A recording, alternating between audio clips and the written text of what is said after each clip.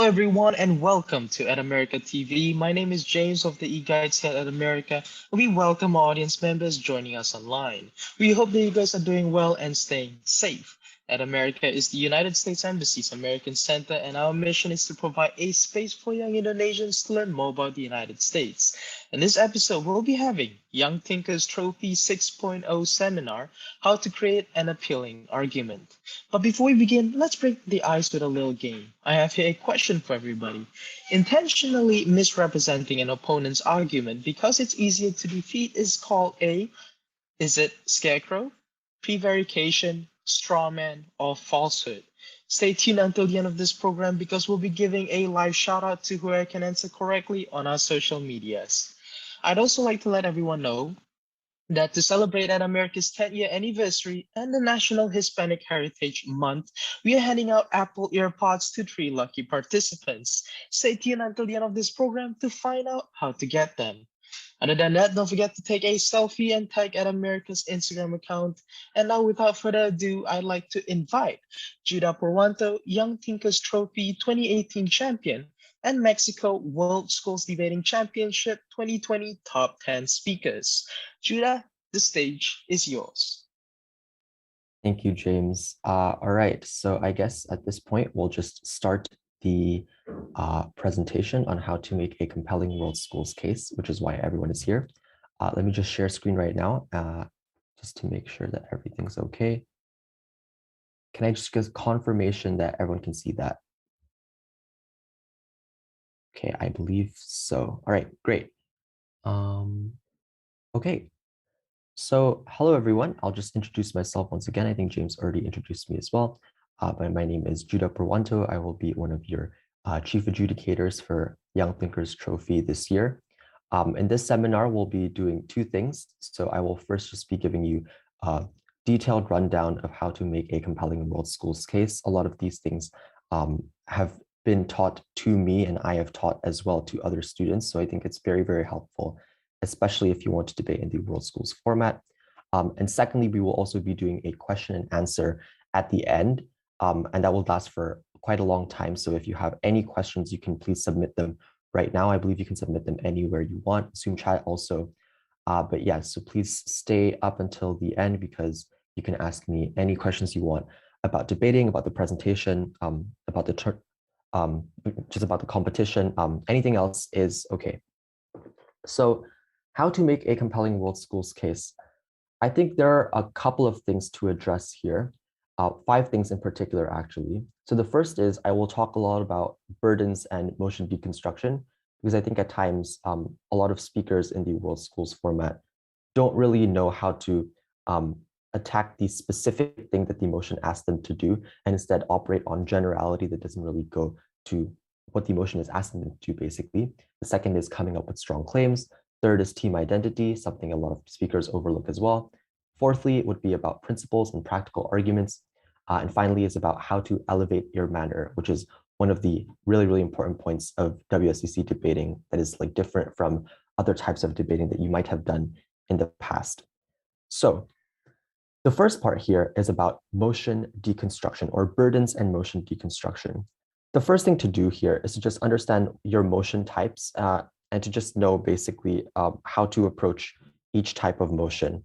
I suggest that you guys look through the judges and debaters briefing, because in there we go in depth to what types of motion exists in the world schools format. But if you haven't, I would just like to know a couple key things here. So obviously in a this house would motion, THW is a policy motion. You are forced to talk about something that you're going to action out. I think these things are quite basic. This house believes that was to be a value judgment debate. Try to see it as an objective third party, essentially, which thing is better than the other. This house regrets a retrospective debate. And this kind of debate also requires a counterfactual to be offered by the proposition. So please remember that. And finally is that this house prefers a world motion, obviously being very, very imaginative here, talking about what the world would look like if X thing or Y thing had happened. So knowing these motion types are really important to understanding the burdens, because the wording of a motion, or the start of a motion rather, would create a whole different debate. So for instance, if you're debating this house would ban smoking versus this house believes that smoking is bad, obviously two different debates, because in one, it entails an action that is like actioned out by the state, essentially talking about state obligations and efficacy of that policy, while the other one is just talking about a moral value judgment. It doesn't really require any kind of explanation of actioning out that specific thing. So I think these are like really, really important for you guys to just consider and to read through again through the debater's briefing. Again, I'm referencing that because I think a lot of times people don't reference that, while it is like really, really important for good debating. So what are my tips to having good motion deconstruction, or to doing good motion deconstruction, basically? I think you have to clarify some key words in the motion. So a couple questions that you can ask yourself is, what is the context in this debate? Is it really place set? For example, if it's like this house as the US would do, blah, blah, blah, would probably have to be specific to the interests of the United States government, in contrast to, say, the Indonesian government, or things that you are learning in this country specifically. Also ask yourself, does it provide you with reasons for the harm or benefit that you'd like to argue? I think sometimes in motions, they actually tell you what kind of intuitive benefit could you aim at just like proving in your side of the house, and what kind of harm could exist on your side as well that you have to defend then in the process. So I think it's really important for you to just spend a couple minutes during case building time. You have 30 minutes in this tournament for case building. Look at the words of the motion first and really understand it before you even go to any argumentation. Also ask yourself, how would you characterize the debate stakeholders in relation to the opposition? This is quite important because oftentimes teams have competing characterizations. So for example, if we talk about banning smoking, oftentimes the proposition would have a characterization that says, it is really, really bad, it harms you in such a huge way. Well, the opposition would say something like, it is probably a free choice that individuals have, and therefore the characterization would be completely different on both sides. Your job then to win the debate is not to just deny the characterization from the other side, but make yours more nuanced and more persuasive. A lot of that comes through understanding the context in the debate and understanding what the motion is about. Obviously, the motion wouldn't be as simple as banning smoking, but in any case, you do have to understand the context, or you do have to look for the context implicit in the motion. Also, another thing that is really important before coming up with arguments is to come up with the comparative. Essentially, that means asking yourself what is conceded and what will be contentious in the debate. So the comparative in the debate is essentially the whole debate, because if you just go up arguing for 7 minutes about why something is bad, but not necessarily that something is bad to the extent that it has to be banned by the state, you would probably not win the debate, as you have not been fulfilling your burden thus far. So I think it is really important that you ask yourself, what would the other side agree to? So for example, the other side would probably agree to the idea that giving welfare to individuals is beneficial, or helping people is beneficial as a principle. But maybe the method of providing welfare or the method of helping individuals would be contested in the debate. Then your job is to just identify what that contention is and how you are able to expand on that specific contention and not anything else. And also ask yourself, what is the likely world on your side? Why will it be better? A lot of world building here seems to be really, really good in world schools debating, as oftentimes it is unclear in terms of what the iteration of your world looks like just by the arguments that you provide. Very important that you add context and add intuition to it as well. So that concludes burdens and motion deconstruction. Let's now understand how to come up with strong claims. So once we already have a good foundation for our, apologies for that, I just had an email. Once we already have a good foundation for our case to stand on, essentially, we would then come up with the claims, right? I want to note a couple of things here, and I think in this case, a lot of speakers somewhat know this, but don't really know how to expand their points to becoming more complex. So the first thing to make sure of is that your points are contentious, as I explained before. But secondly, and this is really important, to be clear on outcomes. So you shouldn't really claim that something is true without it leading to an eventual endpoint or a point of clash in the debate. So oftentimes what speakers have is really, really good reasoning, really good analysis, but it is unclear what the conclusion of all that analysis is. At that point, it sort of becomes dead weight, because no one just really knows what that point is trying to lead to. So it's very important that you just claim what the outcome is. So it's like, this would benefit X actor, or this would fix X problem. At the start of the argument seems to work really well. And at the end of the argument as well. I think it is very, very important that you are clear on what the outcome is before even mechanizing it or before even processing it out. And also, it's really important that you're just like using complex like logic, but also are intuitive in the presentation of your arguments. Essentially, what this means is that you want to find a good balance. So sometimes arguments that are way too complex to the extent that the structure is not understandable makes for a bad world schools argument. And oftentimes an argument that is just intuitive, but not really complex or not really like reasoned out in a good way, oftentimes also becomes a pretty weak argument. So the way that you find a like balance in those two is through this example that I've just provided. So think, for example, a motion that says this House regrets progressivism's focus on socio-cultural issues rather than policy issues in Western liberal democracies. Obviously, here there's a context of Western liberal democracies, and also it's a regrets motion. Given that it is a regrets motion, you would have to offer a counterfactual in the proposition case. So the counterfactual is actually written down in the motion. So if you regret the focus on socio-cultural issues, you would probably like policy issues, right? And so therefore, that is the direct comparative that exists in the debate. It is specific to one group's focus in one specific context of one specific issue over another. So very, very important that you identify that as a burden. So how could opposition enter this debate? I think opposition could probably argue that social cultural issues are just easier to understand, therefore good, right? This would work as an argument, but it would be a very basic argument that doesn't really explain to the judge why is it therefore true that it is comparatively better to policy issues, or why is it therefore true that it is good in Western liberal democracies?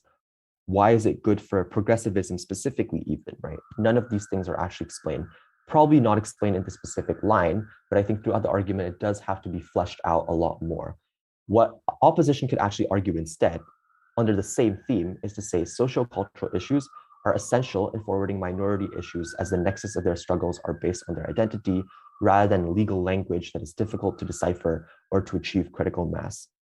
The difference in that second argument versus the first argument is that in the second argument, it points to a specific like actor that it would help, which is minorities or minority issues. And it gives a direct comparison of why socio-cultural issues are probably better than policy issues. And the reason why is because the first reason is because it is more like specific to their struggles. So social cultural issues are more specific to minority struggles, but also secondly, legal language is difficult to decipher. And so for that reason, there is a direct comparative of clarity in social cultural issues versus policy issues. And the second argument was able to really break down why their side should win over the other side on a comparative, in contrast to just giving an independent reason that wasn't really proven just yet. Independent reasons are fine to provide as long as they're able to offer a clear enough benefit or a clear enough harm against the other side. Otherwise, it isn't clear what the outcome is. So very, very important to do all of these things. Yeah. And the next thing that I want to talk about now is team identity, right? So we've gone through the process of understanding the motion, understanding what the case should be, coming up with arguments. Now it's time to talk about strategy. So remember in World Schools Debating, if you would reference the debater briefing, there are 3 different criteria that you are judged upon in your speech. And that would be manner, strategy, and matter. So it was like just one is content, one is strategy, and one is the style that you use essentially. And these 3 components are very, very important to understanding how to allocate arguments and also how to give good speeches. The first one is about allocating arguments. This is really important in understanding how to separate between like who in your team gets what arguments and who in your team does what. The main tip that exists out there for a World Schools debater is to just provide all the best arguments in the first speaker, and that would be the best strategy that you can have, just because that the first speaker is the one who is giving the whole case. Second speaker is supposed to bulk it up with more analysis and strengthen it a lot more. And third speaker is supposed to refute the other side and also strengthen the case just without adding any new material in the debate or any new like claims in the debate, essentially.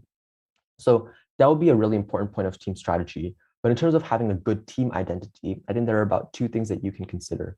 The first is to understand what the status quo is and note that this is important for both the proposition and the opposition to do, and what your team aspires from the status quo. So in every kind of debate, it is like an attempt to change something or an attempt to comment on something that exists in the world or exists in an alternate world, if it's that this house prefers a world motion. Your job then is to just understand what that world is and what you can do with it. The burden stuff comes as follows. A proposition team would probably point out specific problems that get solved by their policy, while the opposition team would point out the positive trajectory of institutions that exist in the status quo. So being very, very clear on what you would do after understanding like what the world looks like is very important. Sometimes what teams do is they prep the wrong side in the in the in the case building time, and they just have a completely wrong case. Very, very important that you just understand that first as a good foundation. But the second thing as well is just like understand the most intuitive point from your side and the point which would be disagreed upon by the other side. And this would be done to ensure that they don't steal your impacts. And I think both of these things were somewhat covered in the previous stuff. I think the tips for how you can just manipulate this as the opposition team or as a team against like one that just uses the like all the correct foundational stuff is to do these one of three things or like three things that you can do to just like strengthen your team identity essentially. The first is to come up with a team line. And what this looks like is just 5 words or 7 words, I would think, that just packs a punch to perfectly summarize your case and to build up a final point of urgency that your opponents must deal with. Oftentimes this can sound repetitive, so just make sure you are like picking the correct team line from your side, or like giving some thought to what your team line is. I would also say this is like secondary to having a good foundation and having a just like strong arguments for your team. But once you've already done all of those basic stuff and all of that stuff is well done, then you can start looking at alternative strategies to strengthen your case a bit more. And one of those ways is to have a team line repeated across all 3 speakers so that your team seems like they're consistent and also they're giving a clear case to the judge to compare against the other team, essentially. So very, very good to come up with a team line. I know when I was in Team Indonesia, we would also oftentimes try to come up with team lines against our opponents. So something like this would be like, justice delayed is justice denied.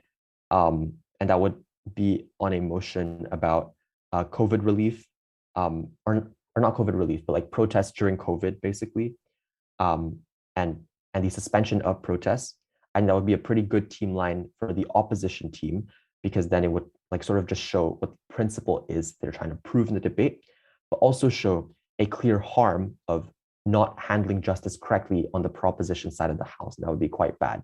So coming up with a really strong team line, a really easy to understand team line, something that just rolls off the tongue, would be really, really good to also elevate your strategy points in the debate. Secondly, as well, and this is quite crucial, is to communicate with your teammates throughout the debate. I know that this goes without saying, but I think if you have a strong response or a strong line of argumentation or analysis, communicate that to your earlier speaker. So especially if you're like a third speaker or a second speaker, and let's say you're the opposition team, first speaker of the proposition gives a completely different argument than what you thought of. It's very important that all 3 speakers attempt to push up the rebuttals that they think are strongest to the first speaker, because otherwise it would be late responses. The other team cannot respond to that. And that would actually be worse for you as a team because it would make the debate less engaging, in contrast to making it better for you. So it is always, always important that you try to push up your strongest material to the earlier speaker so that you get it out of the way. And if the other team has a good response against that, you can have a better response against that as an earlier speaker. That would make the debate much more dynamic. It actually gives you more speaker points as well. That's an added incentive, and it will also probably make you win the round because you are seen as you're engaging well with the other team. So very, very important that you just help out each other. I think it is always, always a bad practice to only care about yourself as a speaker in a team. Very, very important that you care about each other and that you just give up your best material to your earlier speakers, and your earlier speakers can then help you out as a third speaker when they're not giving a speech, basically. And finally, the last tip I have to have a good team identity is to find ways to directly clash with the other team by accepting their frame or co-opting their benefits. This is like a response mechanism, essentially. you hear what their argument is and you find a way to flip it and say, we get that benefit better on our side. You can also do this a lot in prep time. So what would the other side say as a preemption, and how can your side get the same benefit or get the same benefit in larger quantities, basically. So all those things are really, really important in order to finding team identity. But again, I want to note that is secondary in importance to having a good foundation and strong claims in the debate. So these things are just stylistically good things to have in contrast to necessities in having a good case. Now, about burden identification, I just want to extend a bit more just because I think like burdens are such a like mystified term. No one really understands fully what it is. The basic stuff is that if you want to give an argument, in order for that argument to be true, its conclusions must be logically derived from the burdens that construct it or sub-claims that construct it, essentially. So you can't give an argument about how this house would, okay, I'll use this house would ban smoking again. This house would ban smoking. You like, if you argue in the proposition that, hey, if we ban smoking, then the world will be healthy immediately like that, you'd probably not be credited for that because the subclaims are that smoking is unhealthy, banning would cause it to be illegal, and therefore everyone would be healthy. That's obviously not true because at times people can still be unhealthy in other ways, but also banning smoking entirely doesn't really destroy or delete smoking from the existence of the world. So presumably individuals would probably still be able to access it in the end. So I think it is very, very important that you just look at your arguments, see, do they follow from the premise that I'm setting up in the debate or in the argument, or do they follow from a completely different premise? Is it a bit too assumptive, right? All these things I think are very important practices if you want to make for a strong claim or a strong case, because otherwise the case just sort of becomes a wash as it is unclear how you are arguing fully for your side or how your side is able to win over the other, because it's not really clear if it just is derived from a clear logical premise. So what you can do instead to identify the correct burdens is to just understand your team's goal and what action you are defending. I think this is the most basic way and the easiest way to make sure that you don't get sidetracked. So for example, two different motions have been presented to you today. So the first one is this house prefers a world where, sorry, there's like a lot of construction going on, so apologies for the sound. But the motion would be this house prefers a world where human rights are codified, interpreted, and applied through regional mechanisms and agreements instead of global ones. In this specific case, I think it is important for you to not just explain why regional mechanisms are good or why regional mechanisms like are beneficial for the world. It's not enough as a burden. It is important that you clarify what those regional mechanisms actually look like, and what does it mean to codify, interpret, and apply human rights in that specific way. So I think building up that imagery first is important to then extract arguments out of it. And also then the action of this debate is like three different actions that you can defend, right? You can defend codification, interpretation, and application. It is very, very important that you try to look for ways to argue each of those three parts, or probably look for the most important part from those three, right? So it's like, if we're talking about human rights being codified, interpreted, and applied in that specific way, I think the codification would look like the modeling of your case. So that would be from the first speaker. The interpretation probably be a lot of the incentives that you provide in the debate, and the application would probably be the impacts that you derive from your arguments or from the premises in your logic. So it is very important that you pinpoint these three mechanisms, because I think then at that point you are clearly engaging with what the debate is asking you to do, in contrast to just looking at a motion for 5 seconds and saying, yep, I understand what it means, or I have a generalistic idea of what it means. Very, very important that you try to break it down first with your team to understand what action you are defending. And also, like the second motion, this house believes that social narratives or societal narratives about recovery during crisis should be transformative, like an attempt to radically change society, rather than restorative, like attempt to stabilize current crisis. Very, very important that you understand as well that it's a narrative debate. So it's not about like radically changing society as a policy, but rather creating the narrative of doing that, or creating the narrative of transforming society in general, rather than like restoring them essentially. So it's very important that you understand what you are defending, um, and what specific action is going to be the comparison in the debate. And I'm going to repeat this a lot because I think at times this really is all it takes to make for a clear, strong case in world schools debating. Oftentimes, a lot of speakers try to be too complex to the point where they do not defend the most important stuff, and they would lose very, very big to another team that just understands what burdens are. And also the final thing is to make sure that you replace non-argumentative headlines with clearer pathways from a premise to a conclusion. So for example, instead of saying black markets or saying black markets for like 10 seconds, like saying something like, this creates black markets and that would be harmful. No one really knows what you're talking about, right? Uh, the judge is only there as an average intelligent voter, and they're supposed to judge based on what you explain to them. You can't just explain um, a term or a theory without fully breaking down how it like plays out and how it impacts out towards specific things. And instead, you can say something like the majority of addicts consume drugs even when illegal, and you can give an incentive for this. Why is that true? And they just do it in more unsafe and unregulated ways. On the other side, for that reason, it creates a harm of black markets. So in that point, or at that point, it is much clearer what you are trying to prove. You are not like just like saying something that is like not argumentative or just assertive. You're trying to really prove the full argument. Um, and I think at this point as well, it is important to understand how to directly prove your burdens or prove the right burdens, in contrast to finding different arguments that are easy to prove, but not necessarily important in the debate. So it's very important that you see what should you defend and then finding ways to defend that, because at that point, it does make for a stronger case in the end. Okay, now let's talk about different arguments. And I think this one would be pretty important, especially because I don't think a lot of speakers fully understand how to prove principled arguments. I just want to note that both principled and practical arguments are important in WSEC debating. And I also said here to use both, you must understand proper use of premises and to analyze distinct outcomes from each claim. There are like 2 slides here about principled and practical arguments. Let's start with the principled one. So I think in terms of a fully principled claim, and notice this is about fully principled claims, at times you could probably have quasi-principles that are, or not quasi-principles, like semi-principles that integrate a practical outcome to it as well. But the point of a principled argument is that it doesn't lead to a practical claim or a practical impact. Oftentimes they're based on obligations or rights, and they must be properly named.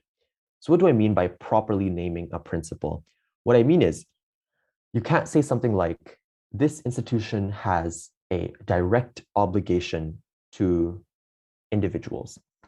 That proves absolutely nothing because I'm a bit unsure as to what that principle is. I'm not sure what there are, or like where the obligation is actually derived from something that is owed to that group of individuals, and whether or not this institution is directly tied towards that specific people group, right? So I think it is not good or a bad practice to just say principal obligation, principal right, principal duty, without really naming what that duty is or what that right is, right? So saying something like you have the bodily autonomy to do X, Y, Z, that would be clearer as that is pointing to a specific name of a principle or a specific principle that exists. And then you can derive a lot of analysis from that point. Otherwise, it is unclear what you're trying to argue. So I think clarity, just clarity on the principle claim just requires an explanation on its materialization. So what does it look like when practiced out, essentially? What kind of things would people do when they're exercising this principle? And being very clear on how it's direct to the motion. So a principle is only good insofar as it actually deals with what the motion is telling you to do or what the motion is demanding of you to defend. And where the factual premise is derived, or like where the practical, the premise is derived from, right? So thinking about context here is very important. Like I said before, saying something like the government has a duty to do X doesn't really prove that that duty exists. Very important that you try to derive it from something. So let's say in terms of like democracy, it's because people have given up some of their rights in order for another body to exercise it towards them. In order for that exchange to be justifiable, the government has to like listen to the demands of individuals, essentially. So that clarity is very important to fully proving that argument or fully proving that principle. And also, proving a claim ought to be based on shared belief with the audience. And this is quite important because I think oftentimes when we talk about principles, it does have to be very intuitive. Otherwise, you're not really defending something that is buyable or instinctive to be bought by the judge. I think principles in many, if not all cases, are constructed based on collective understanding from society and context as well. Oftentimes, this means that principles can shift out throughout time. The point is that you have to just talk about why a lot of individuals probably agree with that specific thing as of right now, or agree to that specific thing as of the trends in society. But the most important thing to note here is that principles essentially is just what is right to do. It is then very important that you claim, because this can be very, very strategic in world schools debating, just claim that it is non-contingent to any practical outcomes, that it in and of itself would probably win you the debate, as it proves that whatever benefits could exist on the other side, this thing is morally abhorrent because it like directly contradicts X principle or Y principle. And therefore, you should still win our side, even if the other side wins the practical clash or practical debate. So using principles to your advantage, very, very important. The only way that you can use it to your advantage is to make sure that you can like find a way to independently prove it, essentially. Other times it's okay for you to use principle and practical arguments like mesh together, but just make sure that you are clear on how you are proving both the principle and the practical clash. So examples of some principles would be state obligations to their citizens because of like democratic right, essentially parents to their children because the children never chose to be born, parents were the ones who birthed them, self-defense, democracy, choices, ownership of certain things. Now, ownership is also like something that is like debated upon a lot. Is land ownership justifiable? I'm not sure we can defend that or not defend that. Bodily autonomy, as I stated before, and other things that would encompass fundamental truths that exist in society. So that is a deep dive into principled arguments. And in terms of practical arguments, and I would just I'll just speed through this because I think I've already defended, not defended, I've already talked about some of the stuff on practical claims before, but I think there are just about 4 different steps that you can use or that you can take in order to make sure that your practical claims are strong. So the first is to obviously rank your impacts in prep. This is also something quite important in terms of like the team identity or team strategy. Which claims are the strongest or most likely to be true, and which ones would win you the round most by virtue of it clashing with your opponent's claims, by virtue of it reaching directly to the burden, for example. These things are very important to consider in prep because I think you come up with a lot of different arguments. Then you provide some arguments to your first speaker.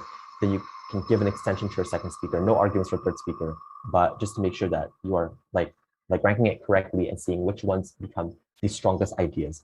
And don't be afraid to like replace ideas like mid prep. I think at times teams sort of like come up with 3 different arguments in the first 3 minutes and then say, all right, everyone just like write down their speeches. It's probably not the best strategy. What is good is if you just keep talking about it or like spend some time to write down your own speech, but to talk about it quite extensively in terms of what arguments do you think are going to be the most strategic or strongest in the debate. And also, like I said, picturizing what your world looks like, crossing out your impacts is the third thing to do. Very, very important. Ask yourself, what is the premise of the argument? What is the factual basis? Because if your argument doesn't have a factual basis, then it really isn't an argument. It is an assertion or an opinion, rather. How does the premise then lead to the end outcome? Very important that you try to link all these back. And also, the fourth thing, and this is something that I think a lot of teams attempt to do, but don't really do successfully. How to weigh your impacts is to ask yourself, why is the claim important in the world and in the context of the round? So it's sort of like a comparison between what the other team might say, but also an independent way up to say like these impacts are important as it affects a lot of different people. Or you can also say it doesn't affect a lot of people, but the harm is concentrated towards specific groups of individuals who are extremely vulnerable. In that case, you would be weighing your impacts to be extremely strong.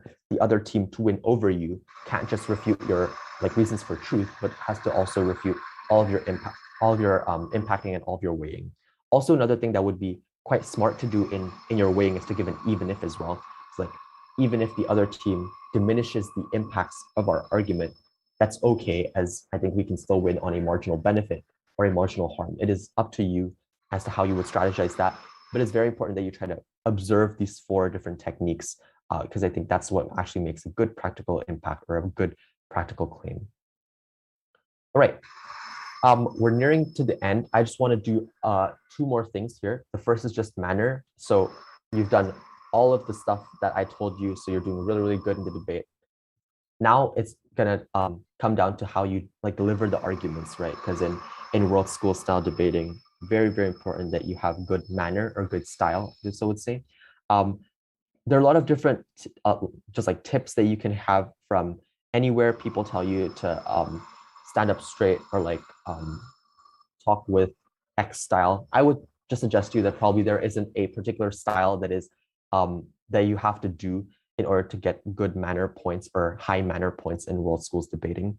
But there are a couple of objective things that make for a better speech rather than a bad speech or like a less good speech, essentially. The first is to make sure that you speak at your own pace. So be as coherent as possible. And that is the main objective really of good manners, to make sure that people understand what you are saying. If you speak too fast or if you speak too slow, it doesn't really flow well for yourself or for the judges, because the judges can really see if like how you're talking is a bit unnatural, for example. But it's very important that you just speak at your own pace, speak as comfortably as you like, make sure that you are clear. You don't have to get angry in a debate, as I think a lot of world schools debaters do. You can just be as calm as you want, but just make sure that you are clear, like when you are speaking. But the second thing is, I think that you should remember to signpost or to number your content. This isn't fully only about manner, it's also about you deliver that content well. I think it's very important that you just like make sure that the parts of your speech are clearly understood by the debaters or by the judges in that debate. And the reason why is because you want to make sure that all your material is credited. I love using numbers in my speeches. Other speakers don't, and that's fine. But the point is that you should always remember to signpost your speech at least. What are you going to talk about? When is your next argument coming in the debate? When are you getting into the weighing, stuff like that? Just making sure that you're clear on what each section of your speech is supposed to do or is supposed to be credited for. Thirdly, I think it's also quite useful to use strong and impactful language, whilst obviously being respectful. I think at times speakers attempt to go overboard with the anger. You want to show that you're passionate, but you don't want to show that you're just attacking the other team. Very, very bad debating if you're just trying to attack other speakers. But also, I think fourthly is to look at your stopwatch. I think time management is very, very important. Just to know that you are spending the correct amount of time on rebuttal, on your first argument, on your second argument, for example, because otherwise you kind of allocate a bit too much time or too little time if you don't consistently look at your timer and consistently try to manage yourself throughout that speech. So obviously, all these 4 things are just tips. They're not like necessities to do. However, if you do want to have good manner in world schools debating, it is very important that you just try to speak clearly and that you like make sure that the judge understands everything that you are saying. Okay, I've had some speakers or like some of the students that I taught ask me, isn't it better for you to just speak very fast so that the judge can write down everything that you're saying, but the other team doesn't really understand what you're saying? I said, that might be true if the judge writes down everything you're saying, and judges are supposed to write down everything that you're saying. But the problem is that if you just speak way too fast and you have absolutely no pauses and you are unclear as to what your content is, it is going to be quite bad for you in terms of your manner points. And that would probably dock you a few points as well, because you are not speaking with clarity. You're just speaking very, very rushed, basically. So good manner, very, very good to have and very important to have as well, as it counts to 40% of your scoring in world school style speeches. And the final thing that I want to put out here is just about how to engage well with the debate. So obviously, after you've had a like productive time with your team constructing a case, now it's time to actually present it in the debate. It is not good for you to just present the case that you came up with in prep and not engage with what the other side is saying. So I think I already said this before, an attempt to flip is very important. But the thing that I want to point out here is, I guess, a way for you to sort of prove it a bit better. So if the claim from the other side is like like leaderless social movements are preferable as it accommodates for the preferences of minorities within the movement.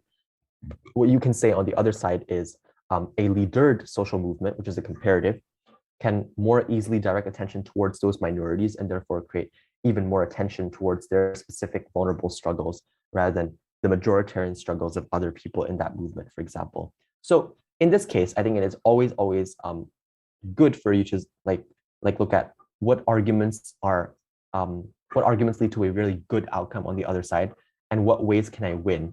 Can I win by just dismissing the impact completely, or should I try to co-opt that impact and see whether or not it would be strategic for our side of the house, or whether or not it can be done for our side as well?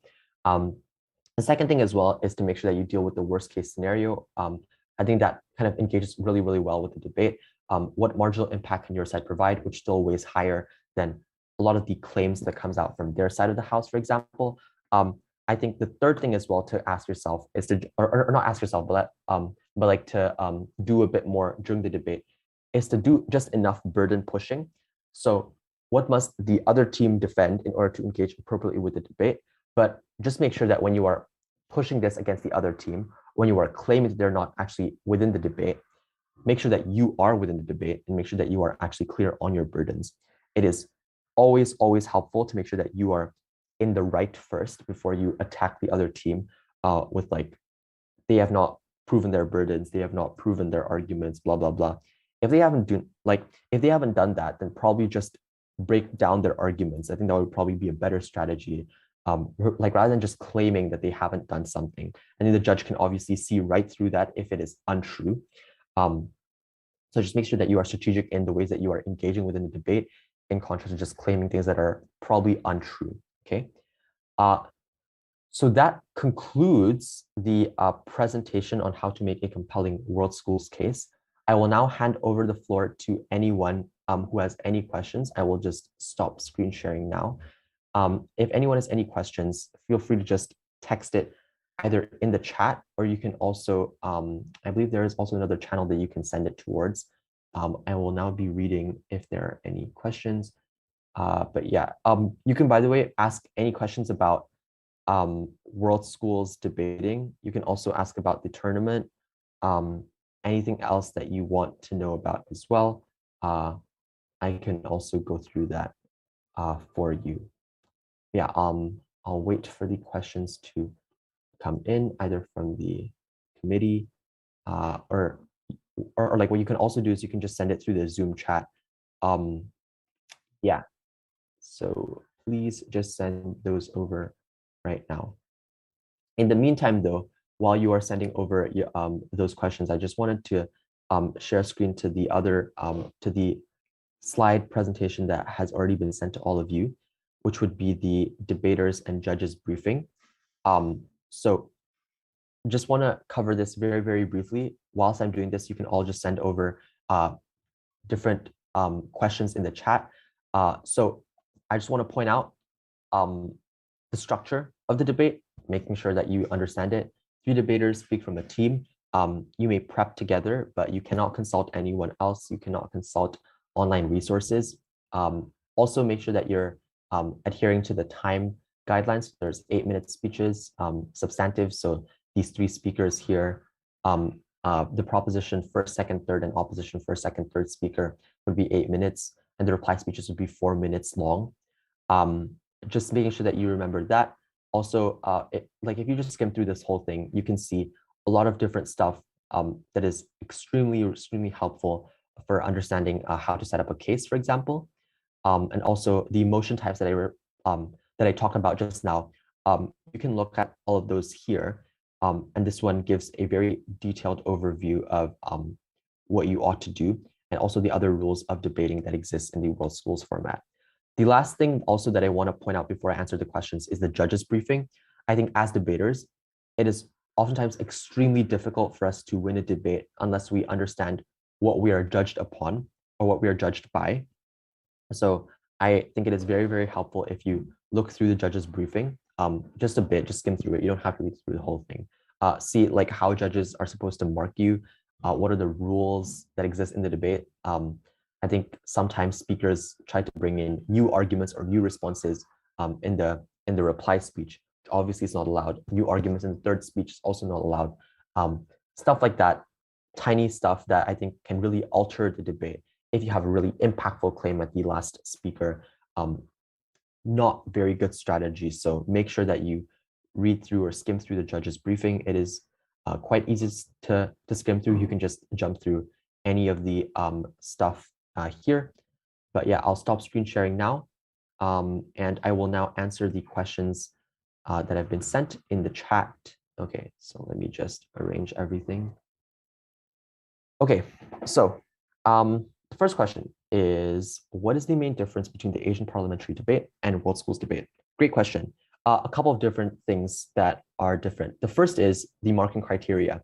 So scores in World Schools and Asian parliamentary are different in the sense that the scale is different. So an average speech in World Schools would be a 70.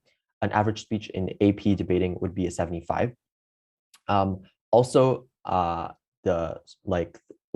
the stuff that you are marked upon. So in AP debating, you are not marked upon style or strategy, or not really, like you are somewhat marked on strategy, but not at all on style. In World Schools, you are marked on style, and there's a pretty big emphasis on ensuring that you have good style. That's why I covered that manner stuff as well just now. But also another difference here is to make sure that I think in AP debating, you can sort of get away with having no clear team identity, or like no evident attempt to creating a team identity.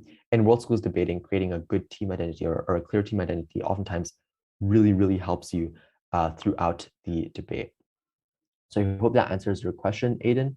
I'll now move on to the second question, which is given by Kilton. Okay, so will points be deducted if the speaker has a bad microphone quality? No, it should not be deducted, and it would not be deducted. Again, it's very unlikely that you would be deducted if you have bad microphone quality. However, I think the other thing to note out here is also the extreme. So it's like if your microphone is just really bad to the point where the judge just cannot hear you, probably not a very good thing, because at that point it is really hard to credit the speech at all because they can't hear anything from you. But so I think that's just like something to think about as well before the tournament tomorrow. Try to make sure that your Wi-Fi connection is strong. Maybe if your Wi-Fi isn't the strongest, you can go to your teammate's house and you can debate from there if their Wi-Fi is stronger. But in general, if you just have bad microphone quality, but you are still audible to a pretty good extent, you won't be deducted. Okay. Aiden asks, what do you mean by conceded and contentious? Good question. So conceded, or a concession, is an agreement that something is true. So it is like saying, I concede to your argument, or I agree with your argument.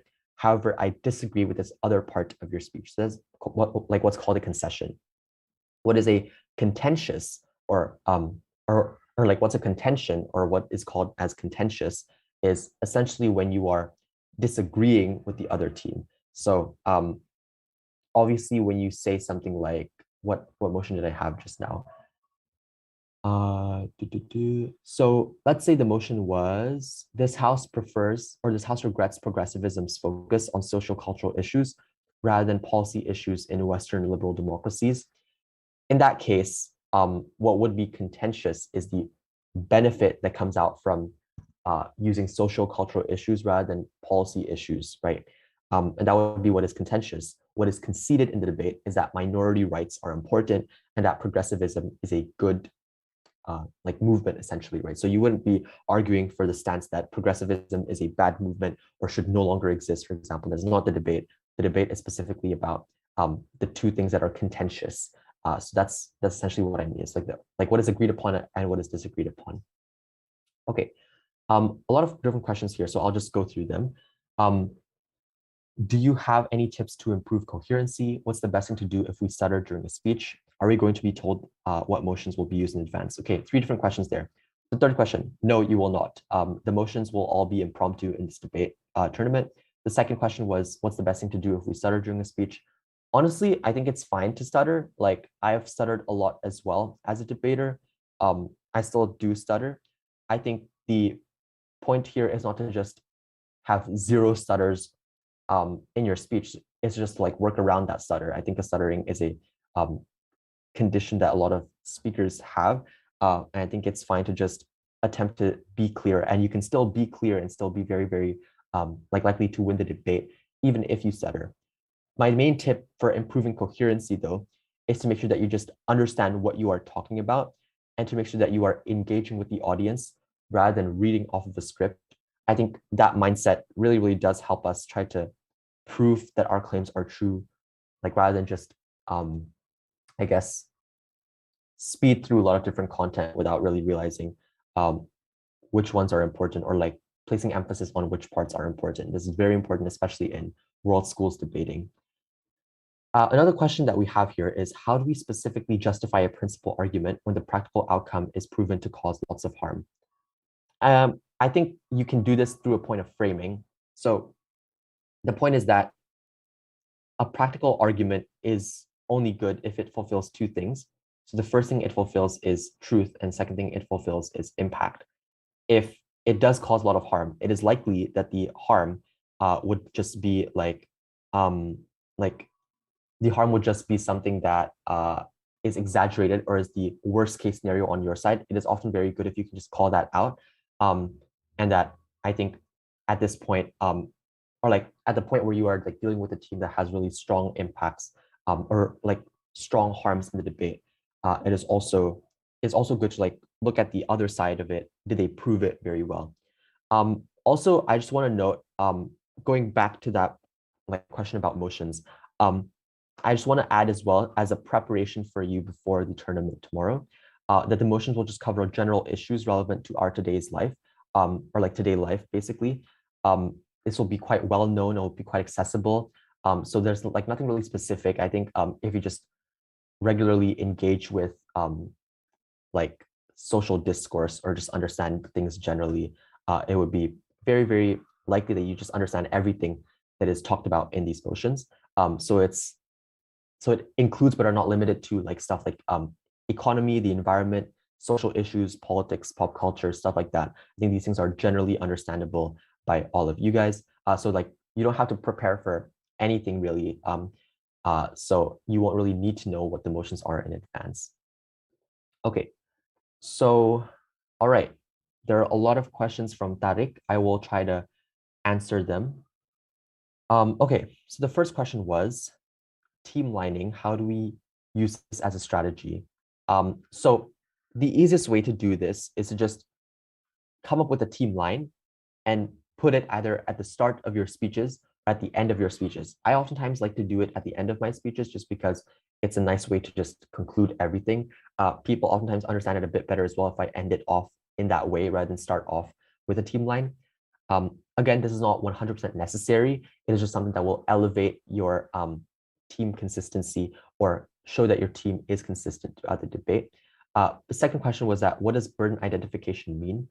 Okay, so you can look back again. I think this stream will be posted, but I would just like to re-emphasize how to identify burdens correctly. The point there is to make sure that your claims are not just built up out of thin air, rather built up on the specific premise or the specific burdens that the motion asks you to defend, or like that the motion just like provides to you basically. So I think the point here is to just know like what the motion is talking about. Also, like the way that you can do this is to read through the debater's briefing. In that briefing, it talks a lot about how to make sure that you interpret the motion correctly, how to define things, stuff like that. All those things I think would be very, very helpful. And flipping an opponent's point is very easy. You identify what their benefit is and how you are able to get their benefit on your side as well. So I gave an example for this as well, by the way.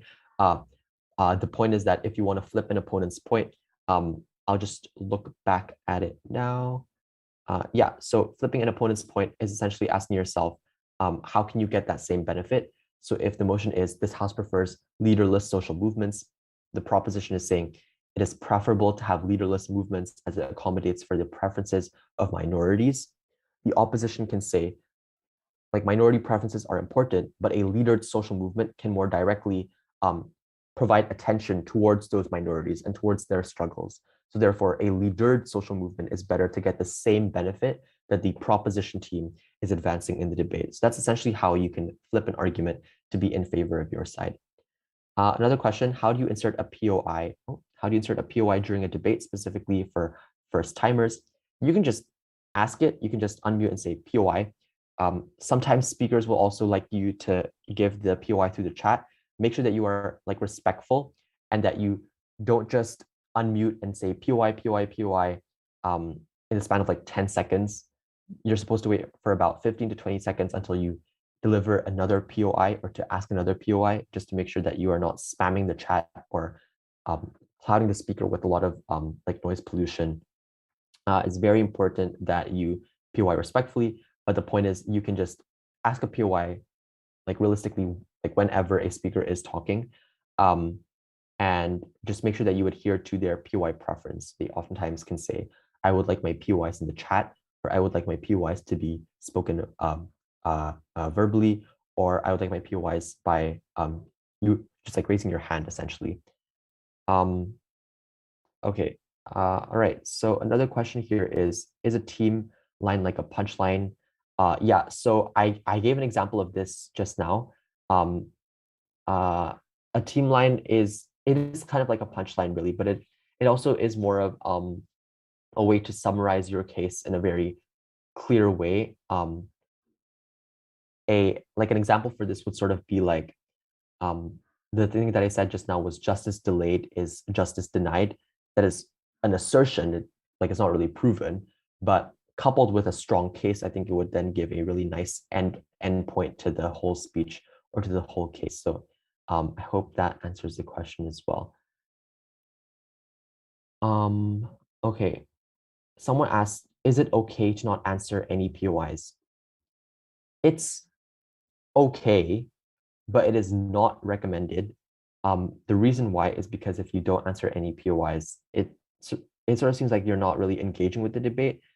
And also, I think POIs are very helpful to you as a speaker, because if you answer a POI, then that means you are able to directly engage with the strongest point that comes out from their side, right? Because if they're like asking it in a POI, they obviously think it's probably a strong point, or a strong refutation against you. It's probably better for you to answer it right then and there, rather than have their next speaker fully elaborate upon it and you having little to like less time to respond to it appropriately. So I think answering POIs is just like good for you, or like good for your team. Answering POIs is not 100% necessary, but it is very, very beneficial. Yeah, so someone asked a clarifying question again. To concede is like you're agreeing on some things but not the others, and to contest is like you're not agreeing with your point, with the other team's point. That is true. The point that I'm trying to make though is that you have to find out what is contentious in the debate, so don't just argue something that is easily agreeable by the other team. That's the point realistically. Yeah. And the other question as well, someone had a clarifying question: how do you identify your team, or how do you I'm guessing the question is, how do you create a strong team identity? The point is to just understand the burdens, and to make sure that you are clear on what outcomes you are providing or positing in the debate. I think at that point it would just make for a clearer team identity. Yeah. All right. Another question was, is it allowed for one team to use one device instead of one device per speaker? Absolutely. Your whole team can just use one device. Sometimes teams like to like meet up, and it's probably easier for you guys to all use one device. So yeah, good question. You can use one device. All right, before I answer this next question, someone had a clarifying question. Can you give an example on how to deliver a POI? Sure. So like delivering a POI can be done in many different ways, as I explained before. So you can raise your hand, you can unmute, you can send it through the chat, like many different ways that you can do it. But in terms of giving that POI, you could probably ask something along the lines of, let's come up with a motion. Let's use the same motion. This house regrets progressivism's focus on socio-cultural issues. You could offer a POI along the lines of like saying, POI, wouldn't you agree that legal issues would create significantly more change in contrast to social issues, even if people resonate a bit easier with social issues? In that way, what I'm doing is I am like referencing my argument or like referencing something that I think is quite strong for my case against the other team. Uh, I just ask a POI. The other team has to accept that POI first, and then I can give my POI. So just make sure of that. You're not allowed to say your full POI immediately. You can say POI, you unmute, um, and then the other team or the speaker that is talking, like right there, basically, can either accept or reject your POI. And also, you're not allowed to POI your team. I think that's a given, but just to make sure that we're all clear on that, not allowed to POI your own teammates. All right. Another question here is that would using principles from certain well-known speakers be allowed to back up our own points, or should ideas be strictly proven by facts? The example is Jordan B. Peterson, a professor of psychology, would using his research and opinions on psychological problems have the same merit as using well-known facts? Um, yeah, like it is possible. The point though is you can't just come up to the debate and say Jordan B. Peterson said this in the same way that it would probably be extremely unpersuasive for you to come up and say like Ben Shapiro said XYZ. Um, that is not an argument. That is just stating what someone else's opinion is. What is an argument though is to use their own logic and their own like reasons for why something is true. That can be a strong principle, or that can be a strong argument. The point here is to just make sure that you're not stating that this thing is an idea or an opinion. Rather, you are proving that it is true. Okay. So instead of just saying this professor said X, say what were the like results of that finding, or what was the theory, and like why is that theory true? That's much better than just stating what a speaker or what a person said. Okay, two more questions here. The first was, what's the example for team lining? Okay, there have been a lot of, so okay, this question has been repeated a lot by Tariq. I'll state this once again. A team line is essentially what your team's whole stance is. Okay. So a team line is something that is like repeated by all three speakers in the team. And like oftentimes what this would do for the debate is it would just reference what your case is, and for the judge to just understand what is it that you are arguing in the debate. Okay. So an example for a team line is just to say something that is quite urgent, like saying this thing has to be done right now, or to like state a really important part of your principle as you would like see it, basically. Yeah. So that is what a team line is. You can say your team line at the end of your speech. Again, it is not mandatory, but it is something that is quite helpful if you want to elevate your team strategy or your team consistency. Another question is, should POIs be in the form of clarification or statements or questions, or can we do both? Yes, you can do all. You can do questions, you can do statements, and you can do clarifications. A clarification would be a point of clarification, not a POI. But yeah, like you can just say point and you would state that thing. So it can like realistically be anything. Sometimes teams also like to just give statements to say, this thing is still true, right? In a POI. And so what the other team has to do then is to like defend against that claim, in contrast to answer the specific question that is asked to them. Okay, someone, oh, okay. Someone also asked how to make an effective reply speech or reply case. Really nice question. To make an effective a reply speech, I think it is very important that you first just like listen throughout the debate, engaging with it and making sure that you track what stuff that your speaker said and what the other team said, and why your material would become more persuasive. I think that is just the best way for you to make a good reply speech. Also, just a final point, to make sure that you are summarizing the debate quite clearly. You don't want to give a reply speech that just goes back and forth between different ideas. Grouping them together into clashes, I think, would be the best strategy for a reply speech, or a best structure for a reply speech. Someone also asked, is it possible to rebut philosophical arguments from the opponent by using practical arguments from your team? Yes, absolutely. But what you would have to do here is, like, it is quite tricky.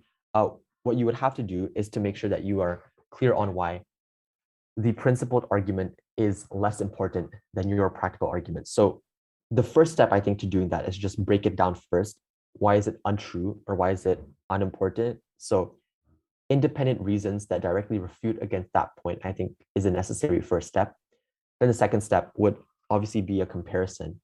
Your points are significantly more important because the benefit of helping a ton of individuals, let's say, is also a principal duty that is like ascribed to the state. And therefore, we ought to prioritize the thing that creates more impact in contrast to the thing that is just right to do without any clear impacts. So in some ways you can do it, but you do have to break down the principle first before you actually take or like prove that your practical is more important than their principled argument. Someone asked, do you recommend us to accept POIs when the opponent states one? Yes, I do recommend it. I think it is really, really good to accept POIs. And also, okay, so someone asked, I still don't understand the main difference between principled arguments and practical arguments. Good question. The difference, and I think I gave some examples of it in the presentation, a principled argument is one that does not lead to a practical outcome. A practical argument is one that proves a tangible outcome in the form of harms or benefits. So a principled argument would be saying something like, you should like democracy is justified, like regardless of the impacts, because it means that we are accommodating to what people believe in and what people's preferences are. So like regardless of what impacts democracy can have, it is going to be principally right for us to uphold it. A practical impact or a practical argument would be something that says democracy is beneficial because we can make better policies out of it, as the best kind of policies are ones that implement what people desire. So in that point, both arguments sort of use a similar premise. One argument is a principle, as it says, regardless of what impacts democracy provides, whether or not the referendum or a vote ends up being towards a bad president, for example, or a bad person in power, it doesn't matter, because the point is that it is what people want and it is a principal right that they have. The practical claim would instead suggest there is a specific benefit that arises out of that system of governance, essentially. So that is what like differentiates between principled and practical arguments. The point is that you should like sift through and look through just like the different ways that you can make principled arguments when you can and practical arguments when you can as well. I think a case that implements both would end up becoming the strongest case for a world schools debate or a world schools speech. I hope that answers the question. I'm not sure how much time I have left, but I will answer this next question. Someone said, I wanted to ask about how to find a perfect clash between my team's case and how to make an effective rebuttal to our opponent's team or opponent's argument. Okay, good question.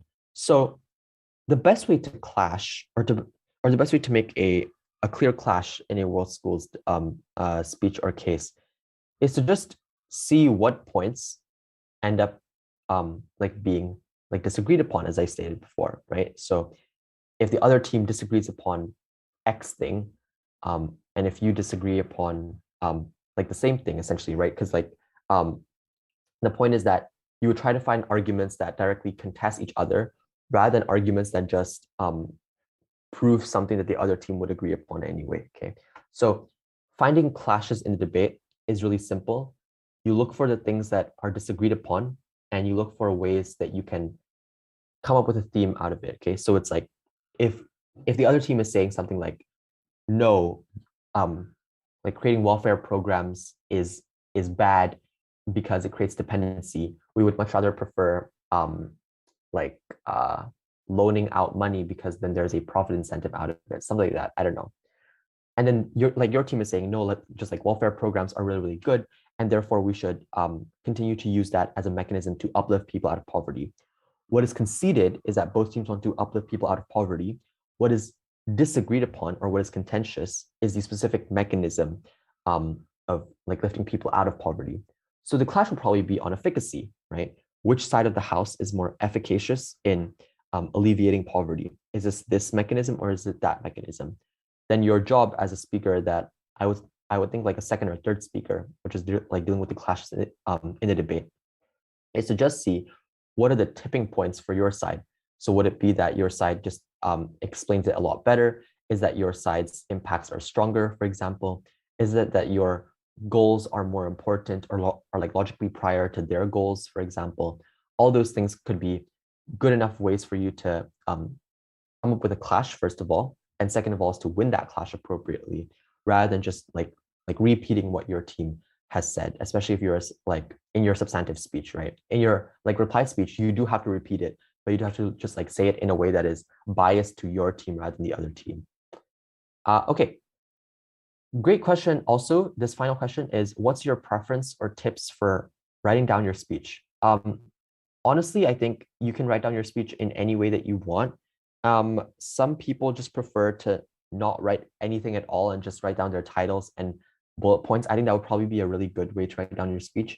I do think, however, at times it is very good to write down like the start of your speech fully. So this has been like a tip that is provided to all world school speakers, is to like write down your opening line so that you are able to clearly say it, and so that you like start off your speech strong. But I think throughout the speech, like your arguments, your rebuttals, is not very helpful for you to write down every single word. So saying something like, they said blah, blah, blah. My response is blah, blah, blah. Like it's probably not very important for you to say my response is or they said. I think it's just find out what works for you. But just make sure that you are delivering the content well, in contrast to just saying stuff that is written out by you on that Google Docs or on that piece of paper. So I don't really have a preference for how to write down speeches. I oftentimes write them down in many different ways. I think a lot of debaters do that as well. But also like judges are okay with like any way that you write it down, as long as you can speech it out in a good way. So just find out what works for you.